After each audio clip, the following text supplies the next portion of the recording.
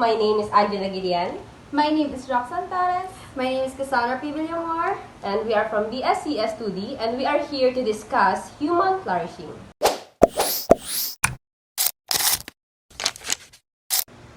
Human flourishing is a state of good life and living with purpose. Human flourishing is the continuous industrialization by the first world and highly urbanized countries like the United States and many European countries. So human flourishing is the development and wealth or access to comfort as the measure of a well-lived human life.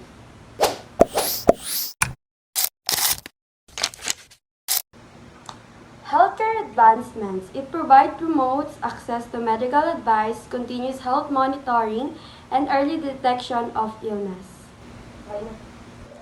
Assistive technologies and accessibility. This innovation restore mobility and independence to individuals with disabilities. Sustainable environmental technologies.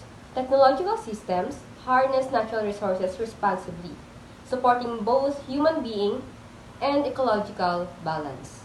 Educational and digital learning platforms. Platforms provide access to knowledge and skills for learners worldwide, promoting autonomy and intellectual growth. Sustainable agriculture and food security. Science and technology increase food production efficiency, reduce environmental impact, and ensure equitable distribution. So overall, these pictures are examples of what human flourishing is when it comes to science and technology. It shows how we can help in developing our environment using our scientific and craft knowledge. It shows that we must not only live our life to survive or just go with the flow. We must live our life with purpose and contribute to the development of our society.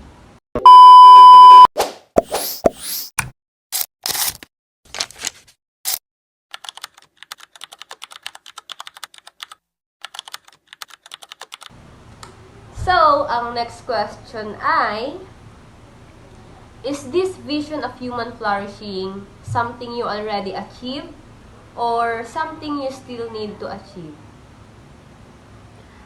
For me, hindi pa. Wow. Kasi, madaming nangyayari Saan?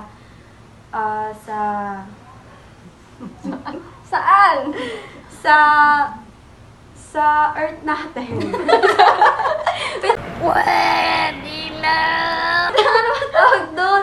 Community Society natin, no? Sa society natin na kailangan pa natin expand yung ating knowledge and experiences to create something na good sa society natin. Yan!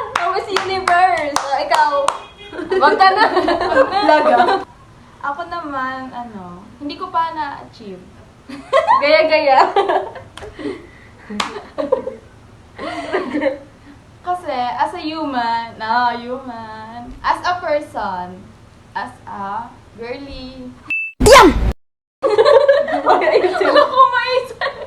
Sige, ako na lang. So, sa akin, something I still need to achieve pa siya kasi kahit i-stalk nyo ako sa social media, malalaman nyo na hindi pa ako responsible sa paggamit ng technology. Yan. Kailangan pa natin maging accountable sa paggamit. Yeah. Ang pangatlo, what are the 3 things you must do to achieve your vision of human flourishing? Ang isa sa tatlong yun ay gamitin ang science and technology para sa ikabubuti ng ibang tao. Halimbawa na lang nito ay para sa kalusugan, kalikasan, at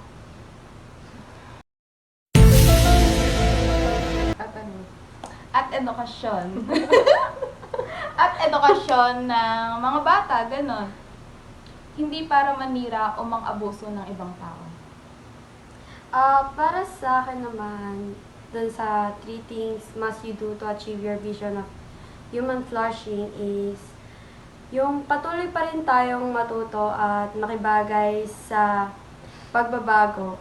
Like, dahil nga sa pag-unlad ng society natin, mas mabilis na nag-grow yung technologies and para mas maganda na makisabay tayo at para matuto tayo. So, sa akin naman ay mas maging responsible tayo sa paggamit ng technology na instead, gamitin natin ito sa walang kwentang mga bagay, sa paninira ng tao, di ba? Sorry. Yun, gamitin natin siya sa mas ikauunlad pa, syempre, ng sarili natin unang-una at ng mga nakapaligid sa atin at sa society. That's all! Blagag!